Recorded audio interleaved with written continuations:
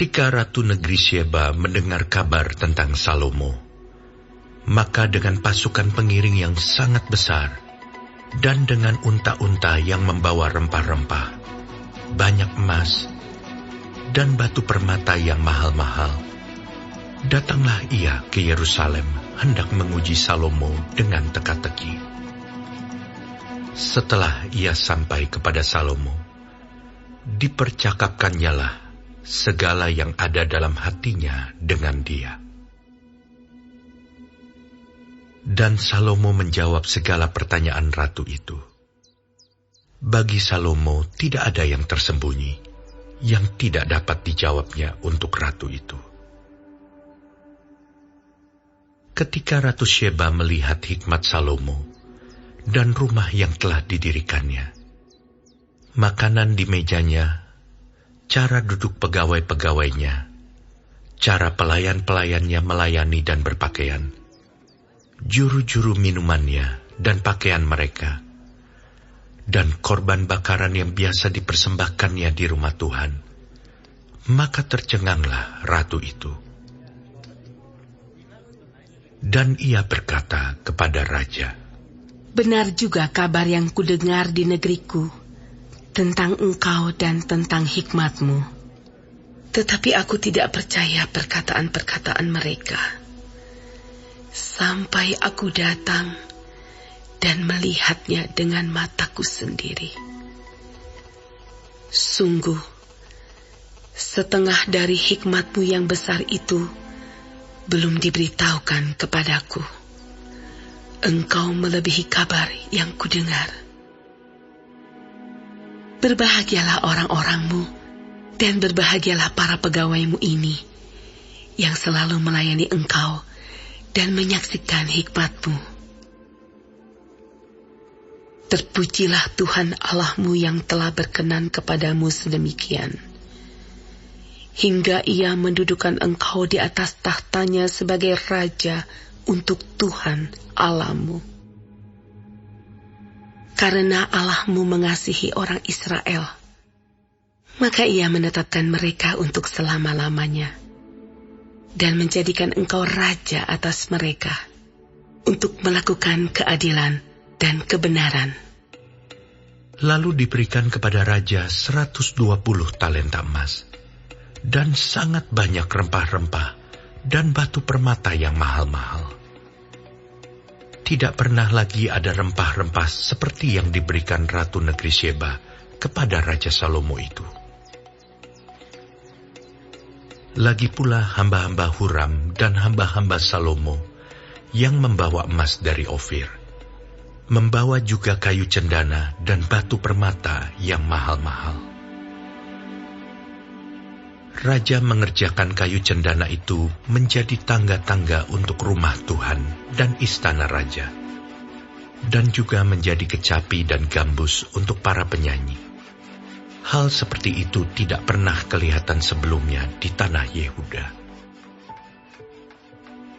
Raja Salomo memberikan kepada Ratu Negeri Syeba segala yang dikehendakinya dan yang dimintanya, melebihi yang dibawa ratu itu untuk raja.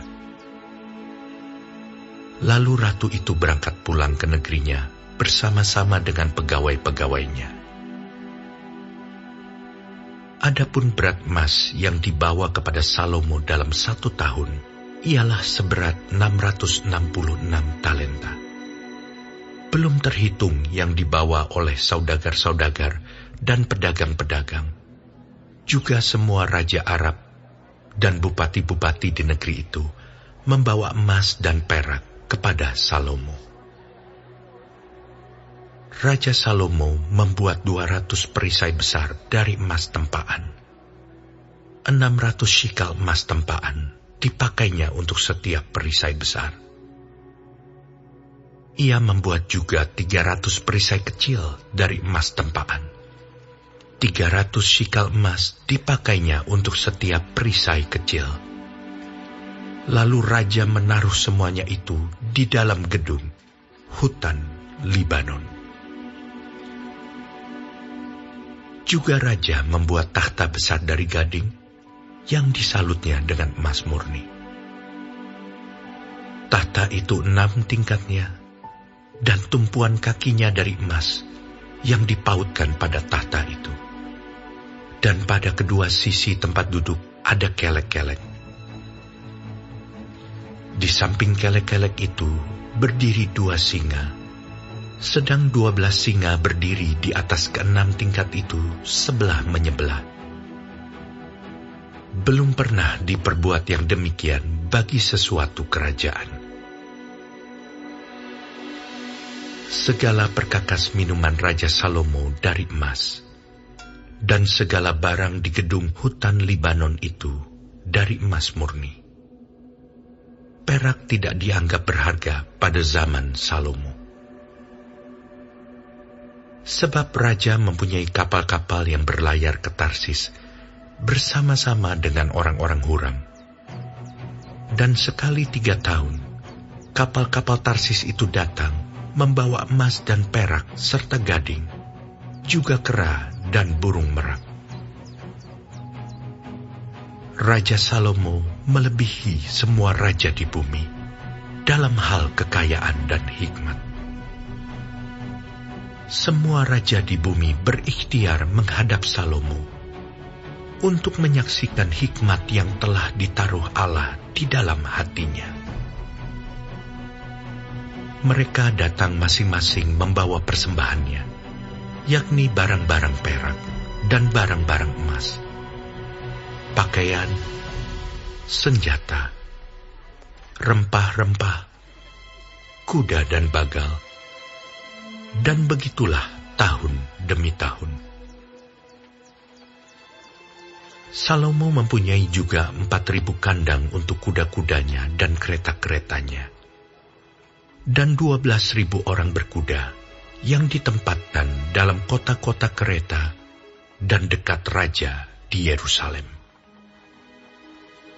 Dan ia memerintah atas semua raja, mulai dari sungai Efrat sampai negeri orang Filistin, dan sampai ke tapal batas Mesir. Raja membuat banyaknya perak di Yerusalem sama seperti batu, dan banyaknya pohon kayu aras sama seperti pohon ara yang tumbuh di daerah bukit. Kuda untuk Salomo didatangkan dari Misraim dan dari segala negeri. Selebihnya dari riwayat Salomo dari awal sampai akhir, bukankah semuanya itu tertulis dalam riwayat Nabi Natan dan dalam nubuat Ahia orang Silo itu, dan dalam penglihatan-penglihatan Ido, pelihat itu, tentang Yerobeam bin Nebat? Salomo memerintah di Yerusalem atas seluruh Israel 40 tahun lamanya. Kemudian Salomo mendapat perhentian bersama-sama dengan nenek moyangnya, dan ia dikuburkan di kota Daud ayahnya. Maka Rehabeam, anaknya, menjadi raja menggantikan dia.